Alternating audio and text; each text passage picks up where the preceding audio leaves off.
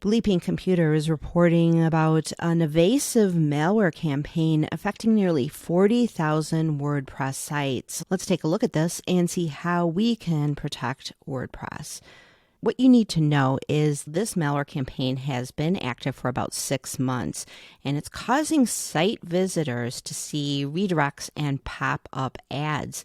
So these are malicious redirects, redirecting to another site that is probably intended to install malware on users' computers and whatnot. So this was discovered by the website security firm Sucuri, and they discovered the campaign after a client's website was randomly displaying pop-up ads to visitors. So this particular client was breached through a brute force attack, but Sucuri hasn't shared how other detected sites were compromised in this campaign. What they found in this particular example is that the attacker used a plugin for custom CSS and JavaScript. So the plugin basically allows anyone to add additional JavaScript, CSS, or HTML to the front end of the site. This plugin might have been installed by the attacker. It might have already been there. Either way, this is how the malicious code was added to the particular site. This malware is pretty interesting because it's using time-based randomization to generate dynamic URLs. These URLs are changing every 10 minutes, which evades things like blocks or malware detection. These domains are registered shortly before they're used, so they're not on any block lists. This is pretty sophisticated compared to some of the previous malware that has done similar things like this, other malicious redirects. So these are evading detection. Initially, the domains were hosted on Namecheap, but attackers had moved to Hetzner for hosting and Cloudflare for IP address obfuscation. There's a little screenshot here from Sucuri showing where these domains and the number of injections that they have been serving up. The injected code was encoded and had seemingly random variable names, making it very hard for security tools to detect it. The other thing that they noted is that the malware would pop for anyone that was coming from a specific refer. So if somebody had clicked a link on Google search results, on Facebook, Yahoo, or Instagram, then the malware would pop. But if you went directly to the site, you wouldn't see the malware. In this way, attackers are basically hiding the malware from anybody who could do something about it. So typically, if you are going to go check something out on your site, what are you doing? You're going directly to the site. You're typing in the domain name. So in this way, site owners were unable to see that the malware was there, but site visitors who were just surfing around on the internet and looking at random URLs would see the malware. Also, the code was creating a cookie on the target's browser so that the pop-up was only displaying once. In this way, it made it much less likely that someone would be able to generate a report saying, hey, your site is trying to install malware on my computer. So Sucuri is warning that this malware has evolved over the past 6 months. As soon as they get a new version of the malware, infections would spike. So this campaign is interesting in that it is evolving over time to become stealthier and more resilient to blocks. So Bleeping Computer is giving you some advice to use a strong, long administrator password, update your plugins, all things that you should be doing.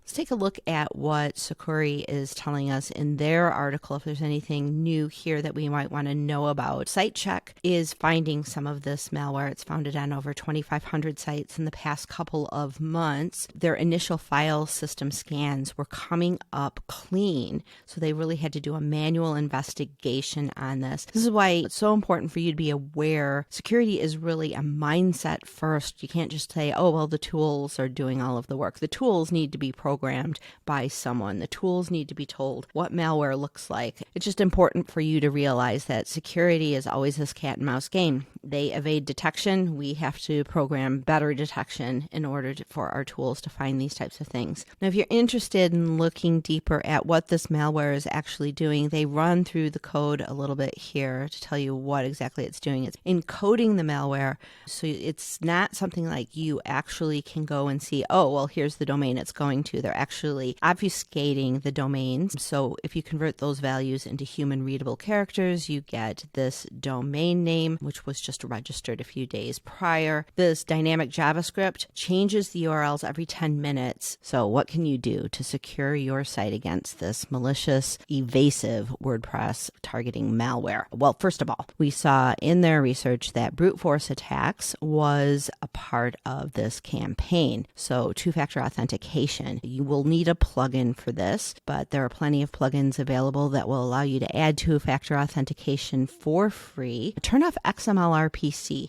This is also an intrusion vector for brute force attacks. If you are not using Jetpack or another plugin that requires XMLRPC, there's no reason to have it on. Most of your security plugins have an option where you can tick this off. There's also some ways that you can do it programmatically. If you are using code snippet plugins or anything of the like, those can be used by an attacker. If you have those available, they can put malicious code into your code snippet plugins. Now, they would come in through a brute force attack typically to do this. So you want to make sure that only the users that need to have access to the code snippet plugins have access to that. You also want to apply the principle of least privilege. Now, many people have like one administrator account, and that's the admin account, and everybody just shares the password for that. You want to set up a username and a password for each user that is accessing your WordPress site.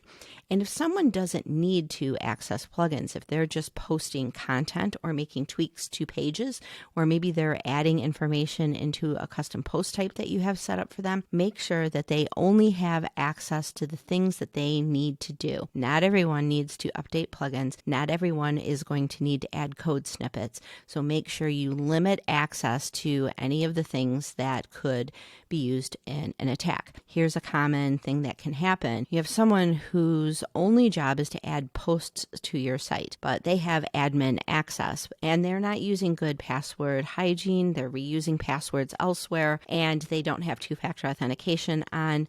That reused password gets discovered, it's in a breach, someone gets in, and because they have access to everything, an attacker can add a new plugin, and that new plugin can be malicious. They can get into the code snippets, or they can get into file editing for your particular theme. So one thing that you can do if you want to lock down your site, if you are not making changes to your theme, you can go into your WP config file and add this line, define disallow file edit true. Just add that one line to your WP config file, and that will turn off file editing for your theme on your WordPress site. When you turn that off, then people can't add malicious code there. And of course, file integrity monitoring. Now, a lot of the security plugins and even some hosting providers do file integrity monitoring for you. In this way, if a file changes its contents, if malicious code is added into the functions file of your theme, for example, that change will be detected,